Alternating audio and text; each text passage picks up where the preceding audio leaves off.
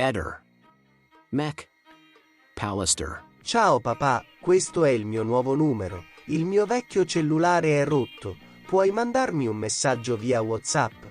Devo pagare entro oggi delle bollette, ma il vecchio telefono mi si è rotto e temporaneamente non riesco a effettuare un bonifico. Potresti farlo per me?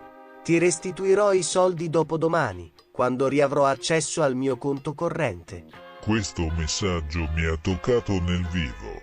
Ero emozionato dal sentire nuovamente mio figlio, quindi gli ho assicurato che lo avrei aiutato, chiedendo delle specifiche per completare l'operazione. A quel punto il mio presunto figlio mi ha indicato che l'importo delle bollette insolute era pari a 1955 euro e mi ha fornito agli estremi per il pagamento, chiedendomi poi di inviare una foto dell'avvenuto versamento. Ho assicurato che avrei provveduto quanto prima, ma poi al momento di effettuare l'operazione bancaria, per conoscere altri dettagli, ho provato a chiamare più volte quel numero di telefono, senza però ricevere risposta. A quel punto, insospettito, ho inviato un messaggio chiedendogli come si chiamava il boxer che avevamo in famiglia quando lui era piccolo, ma non ho ricevuto riscontro. Capisci?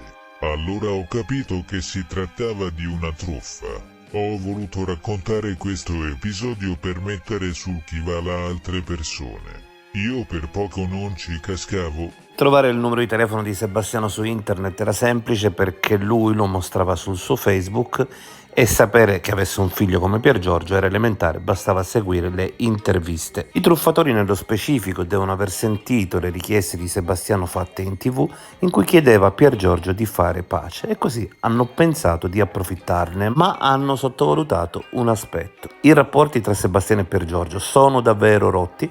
Ricordiamo che molta gente ha testimoniato di averli visti di recente più volte a cena insieme. Se ciò fosse vero, Sebastiano, quando ha ricevuto questi pseudomessaggi dal presunto figlio Pier Giorgio, ha potuto solo mettersi a ridere. Ehi, non dimenticare di iscriverti a questo canale.